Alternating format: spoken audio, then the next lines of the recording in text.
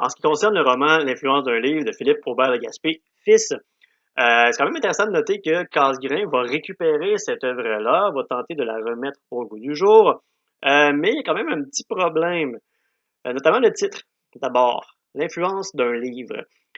Dans le roman, ce n'est pas la Bible qui a une influence, mais bien l'œuvre Le Petit Albert, qui est un traité d'alchimiste qui permet de changer en fait le plomb en or selon ce que croit le personnage principal.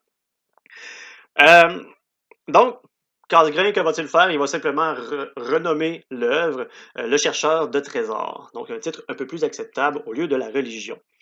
Autre problème, on trouve souvent le mot amour dans le texte, une émotion qui est un peu prohibée. Donc, Casgrain va tout simplement changer le mot amour pour amitié et il va procéder à la réédition de cette œuvre de Philippe Aubert de Gaspé, fils. Donc, sous le titre Le chercheur de trésors.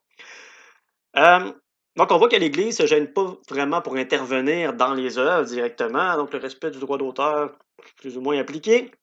L'Église va même jusqu'à reprocher à François-Xavier Garneau d'avoir un peu critiqué, de l'avoir critiqué en fait dans sa première édition pour la gestion de la Nouvelle-France. Donc, l'Église trouve qu'il a été un peu fort sur le crayon pour la décrire.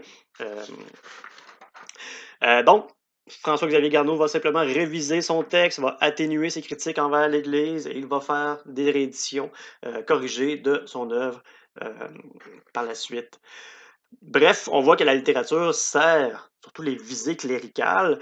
euh, et ce but va aussi être atteint à travers, donc on l'a dit, les journaux, les revues fondées par Casgrain, donc le Foyer canadien et la Soirée canadienne. Ces revues vont servir notamment à réactiver le passé à travers le biais des contes traditionnels qui seront par la suite couchés par écrit afin de profiter aux générations futures. Donc, c'est ça. Donc, ces contes vont être publiés dans les revues de l'École patriotique de Québec, notamment.